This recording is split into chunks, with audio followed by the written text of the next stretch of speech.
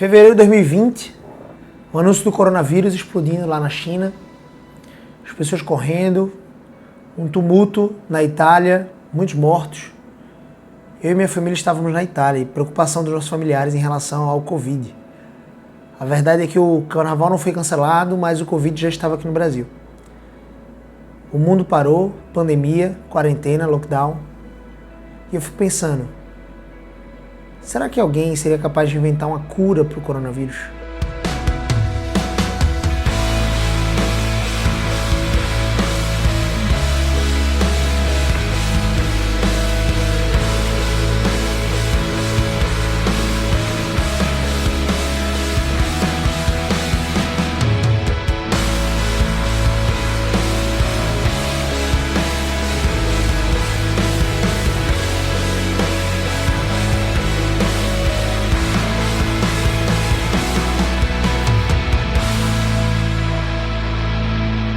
As indústrias farmacêuticas estão correndo, investindo bilhões talvez, conjuntamente de dólares, para descobrir uma vacina, para descobrir algum tipo de remédio.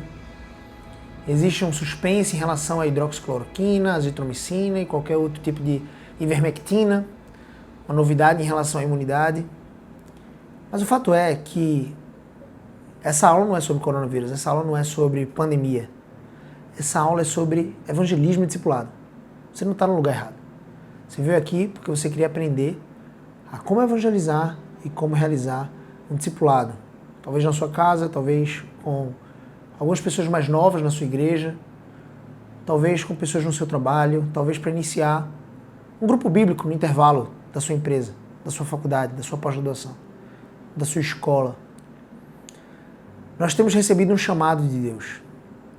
Imagine você, que alguém descobrisse a cura do coronavírus. Quase 50 mil pessoas aqui no Brasil morreram dessa doença. Eram filhos, pais, tios, amigos, sobrinhos, avós, que morreram, perderam suas vidas. Essas pessoas tinham nome, tinham identidade, tinham CPF, elas tinham emoções, sentimentos, tinham família. Imagina que alguém descobrisse a cura do coronavírus e não propagasse para ninguém, guardasse apenas para sua própria família. Como você se comportaria em relação a essa pessoa quando você descobrisse isso? Pois é.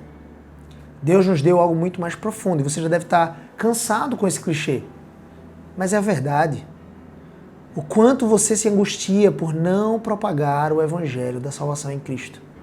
Aquilo que é o resgate da alma. E existe um método muito simples. Um método ensinado por Jesus de fazer discípulos. De convocar pessoas a se arrependerem. E eu quero chamar você para abrir a sua Bíblia, em Mateus capítulo 4. Você vai entender que no capítulo 3, a partir do versículo 13 ao 17, final do capítulo 13 de Mateus, o evangelista ali, inspirado pelo Espírito Santo, ele vai narrar que Jesus se dirigiu para Galileia, para o Jordão, a região de Jordão, o Rio Jordão, aquele mesmo que foi paralisado as suas águas e subiram até a mais alta altura dos céus, para que o povo de Israel pudesse passar ali a pés enxutos, para invadir a terra de Jericó, nos tempos de Josué. Você deve lembrar disso. Quando eles foram libertos das amarras da escravidão no Egito, por mão poderosa do Senhor. Liderados por Moisés por 40 anos, Moisés fica no deserto, morre ali no deserto, segundo o relato bíblico, lá em Êxodo, lá em Deuteronômio, perdão. E Josué lidera o povo, recebe o encorajamento do Senhor, que tinha conduzido Moisés àquele bom termo. E Josué então encaminha um povo para invadir Jericó e tomar a terra de Canaã, a terra que mana leite e mel. Agora, essa terra é a nação de Israel. E Jesus está aqui, no auge dos seus 30 anos, começando o seu ministério profético. E o seu ministério é exatamente esse. O início se dá aqui no batismo de João Batista.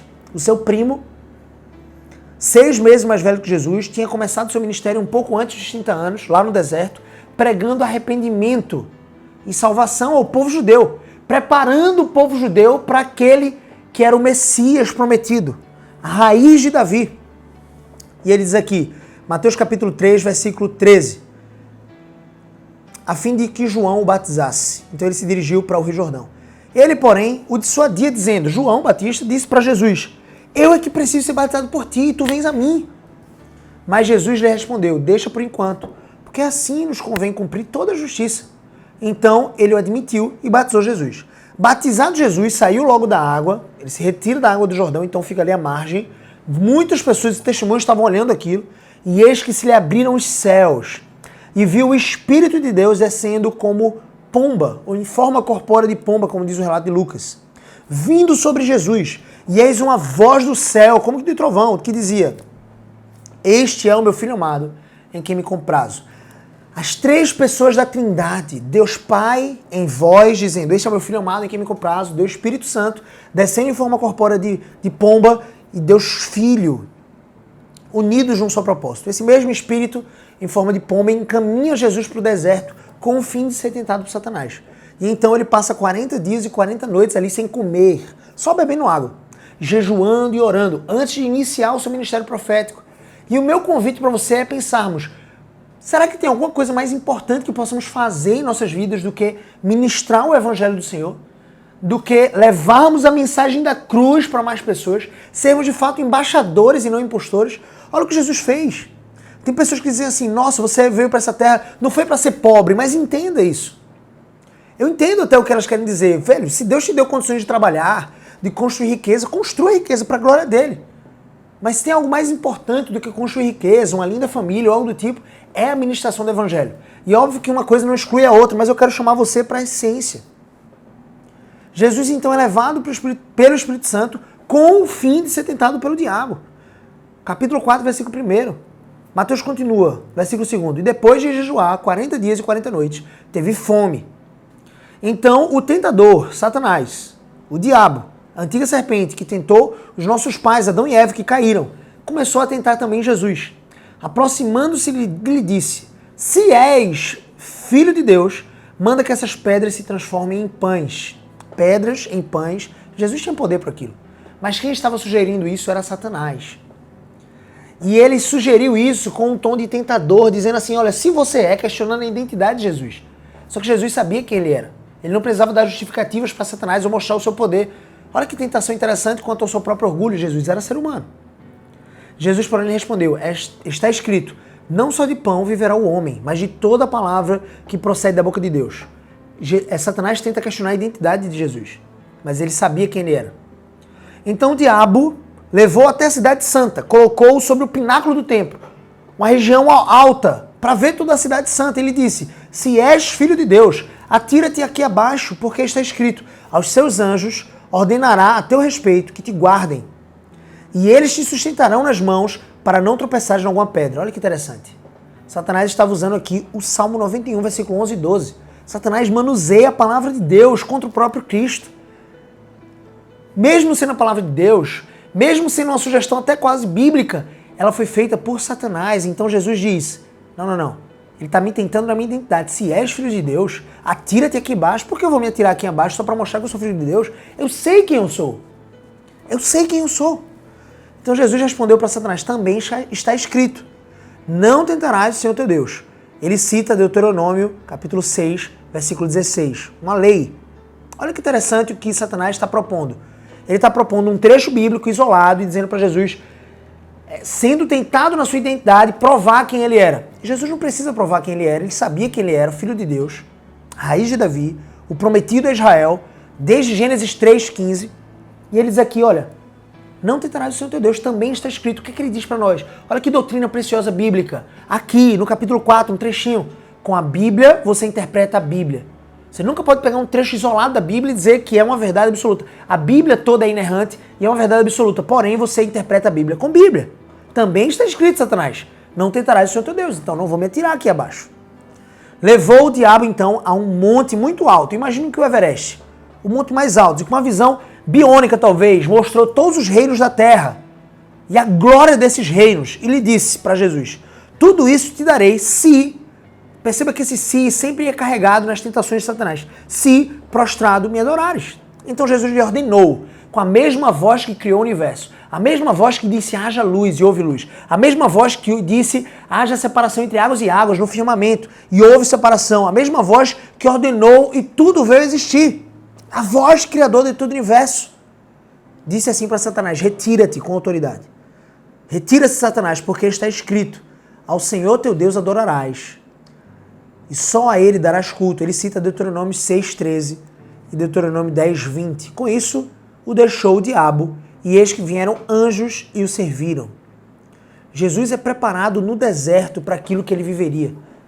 Ele é preparado no deserto, a comunhão com o seu próprio Pai. E ele e o Pai eram um. Um recado que eu tenho para te dizer é: não tema o deserto. Pregue no deserto. Saiba quem você é. Domine as Escrituras. Interprete Bíblia com Bíblia. Não se deixe levar pela vaidade, ou pelo orgulho, ou pela altivez. Entenda que toda autoridade foi dada a Jesus porque ele venceu Satanás. E ele venceu para nos mostrar que ele é poderoso para nos ajudar nas nossas tentações. O se de Satanás é sempre uma promessa falsa. Uma promessa falsa de felicidade e satisfação. Ele diz: se fizeres isso, eu te darei isso. Se fizeres isso, você vai me mostrar quem você é. É uma promessa falsa, mas Deus tem promessas verdadeiras. E o meu convite para você é: assuma a sua identidade. Assuma a sua identidade de embaixador. E eu vou conspirar para que você entenda um pouco mais como você pode colaborar com a evangelização enquanto discipulado. Ouvindo, porém, Jesus que João fora preso, João Batista, o seu primo, retirou-se para Galiléia, deixando Nazaré, a sua cidade, a cidade que ele foi criada, foi morar em Cafarnaum, situada à beira-mar, nos confins de Zebulon e Naftali, para que se cumprisse o que fora dito por intermédio do profeta Isaías, lá em Isaías 9, capítulo 9, 1 e 2, diz assim: terra de Zebulon e terra de Naftali, caminho do mar, além do Jordão, ficava próximo além do Jordão, Galiléia dos gentios. Era uma região que não tinha apenas judeus, tinham gentios. Lucas 2, 32 vai revelar para nós isso. Versículo 16, o povo que jazia em trevas viu grande luz. O povo que andava em trevas viu grande luz. E aos que viviam na região da sombra da morte, resplandeceu-lhes a luz. Jesus chega nos lugares onde há trevas. Ele veio para curar aqueles que estavam doentes. Por isso que ele se sentava com publicanos e pessoas que eram ditas como pecadores. É a escória da sociedade. Nós precisamos conspirar para pregar o evangelho onde nós formos, mas também precisamos pregar o evangelho onde ninguém vai. Esse é o nosso chamamento. Daí por diante passou a Jesus a pregar. É o primeiro registro aqui no livro de Mateus, no Evangelho de Mateus, que mostra que Jesus passou ali aos 30 anos a pregar. Eu imagino que ele já vinha fazendo isso ao longo da sua vida, mas ele começou oficialmente a pregar como ministro, como um profeta, como um sacerdote e rei que ele era. E ele disse, eis a pregação de Jesus: arrependei-vos, porque está próximo o reino dos céus. Esse é o teor da sua pregação, esse é o teor da minha pregação. Arrependei-vos. Não há como nós conhecermos a Jesus se nós não nos arrependermos dos nossos pecados. Se você quer uma dica de como pregar, pregue arrependimento. Pregue salvação em Cristo. Pregue que Jesus veio para nos salvar e salvar aquele que crê. Abra a sua boca para pregar no seu trabalho de forma oportuna. Conspire para aquele momento, na hora do almoço, quando você for sentar com aquela pessoa que você mal conhece, que você pouco conversa. Conspire para que você possa falar de Jesus.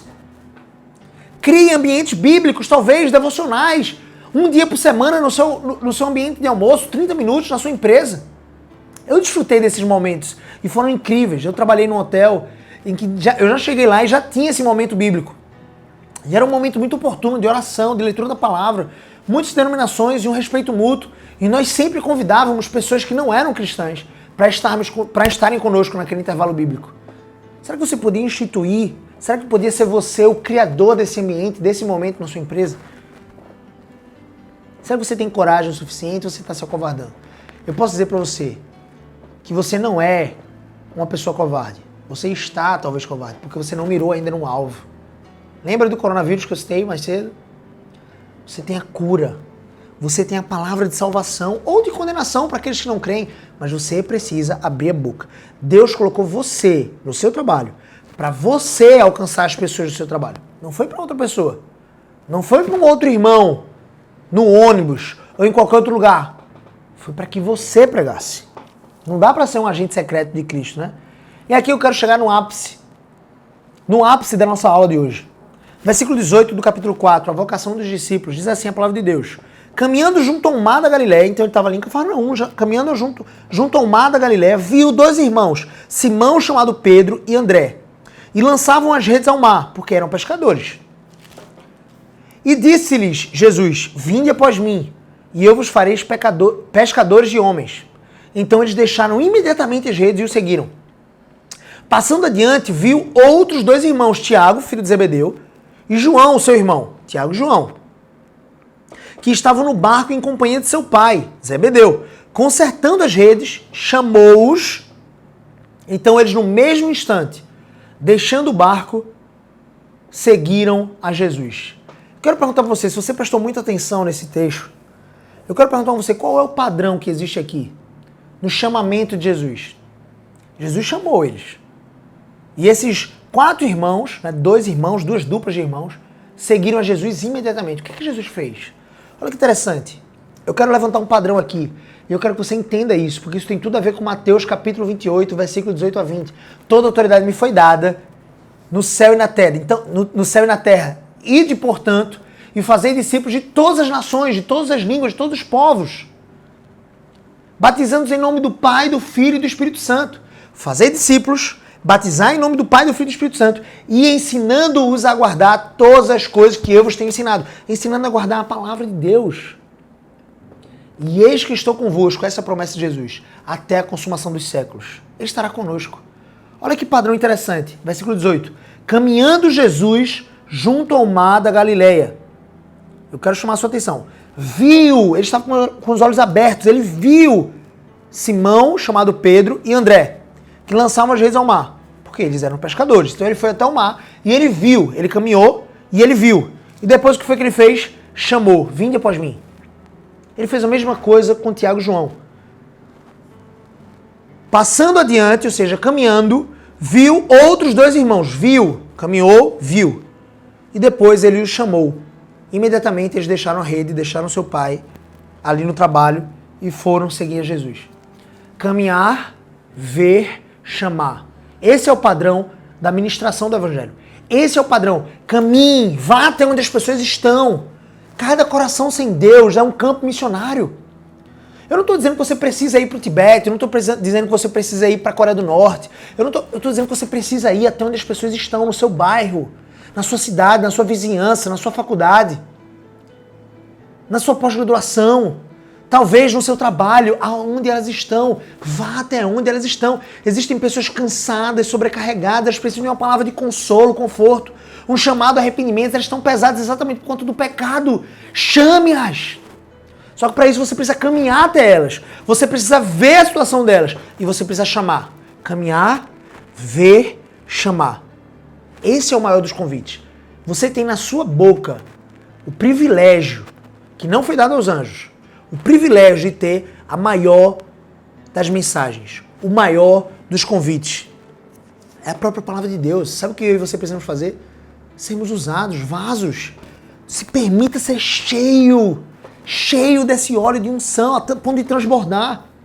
Esse chamado é eficaz. Deus vai chamar os seus. Eu e você, nós precisamos abrir a boca com responsabilidade, temor e tremor, buscando todos os dias conhecer mais esse Deus. Mas o que nós precisamos fazer? Caminhar, ver, estar atentos às oportunidades que nos aparecem, criar essas oportunidades, conspirar para que existam essas oportunidades e chamar pecadores ao arrependimento. Todos nós, Romanos 3:23, somos pecadores. Todos pecaram e carecem da glória de Deus. Só que só os pecadores arrependidos, que são tomados pelo Espírito Santo, que creem em Jesus Cristo, e aqueles que recebem o Espírito, é que verão a Deus nos céus. Percebe a diferença? Todos nós pecamos. A diferença é que um grupo de pecadores se arrepende e crê na salvação que vem da fé em Cristo Jesus. Pregue arrependimento e salvação pela fé e não por obras. Pregue a Jesus. Caminhe, veja, chame.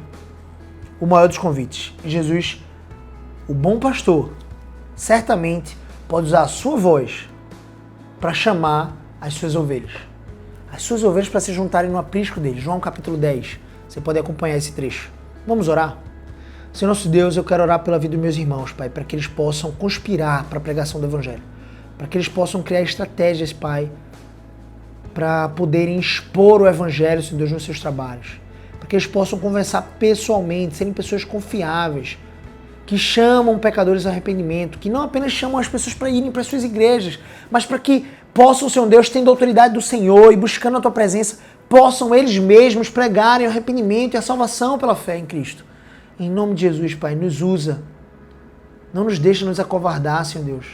Nos usa para pregarmos o Evangelho, muito mais do que sermos aquelas pessoas coleguinhas, Pai. Simplesmente pessoas que falam sobre amenidade, sobre a vida, ou futebol, ou política. Não que não vamos nos alienar isso tudo. Não, nós podemos conversar sobre isso, mas nos ajuda a conversar sobre coisas espirituais também com as pessoas. A falarmos sobre comportamento e a essência da vida, a fé em Cristo Jesus. O chamamento eficaz nos ajuda a caminhar até onde essas pessoas estão, a verem a situação delas, a nos compadecer delas como o Senhor se compadeceu das multidões, Pai, e possamos chamá-las ao arrependimento, assim como o Senhor nos chamou um dia. Em nome de Jesus, nos usa, Pai, com ousadia e intrepidez para pegarmos o Evangelho. Amém. Deus abençoe sua vida. Não esqueça de se inscrever no canal do YouTube aqui, Gabriel CBO, ativar as notificações, clicar em gostei. Isso é muito importante para nós que produzimos esse conteúdo. Esse curso, esse mini curso de evangelismo discipulado é um oferecimento da EcoPrime International Christian School, Primecast, que é o podcast da EcoPrime, essa escola bilíngue e cristã aqui em Aldeia, na região metropolitana do Recife, Pernambuco. Também é um oferecimento da Impacto Learning, treinamento profissionais, propagandista essencial, conversa de impacto, são treinamentos de vida. Também de Luke Skywalker, que é o melhor filmmaker da história e está aqui comigo fazendo esse trabalho. Manda um alô aí, Sky. Deus abençoe a sua vida. Pessoas estão trabalhando para levar essa mensagem e eu espero que você possa compartilhar essa mensagem com mais pessoas e que você possa destravar, se encher de ímpeto, de coragem para pregar e levar essa mensagem, se tornar um embaixador que Deus tem te chamado a ser. Amém? Deus te abençoe sua família e te faça pregar o Evangelho. Valeu, cheiro no coração.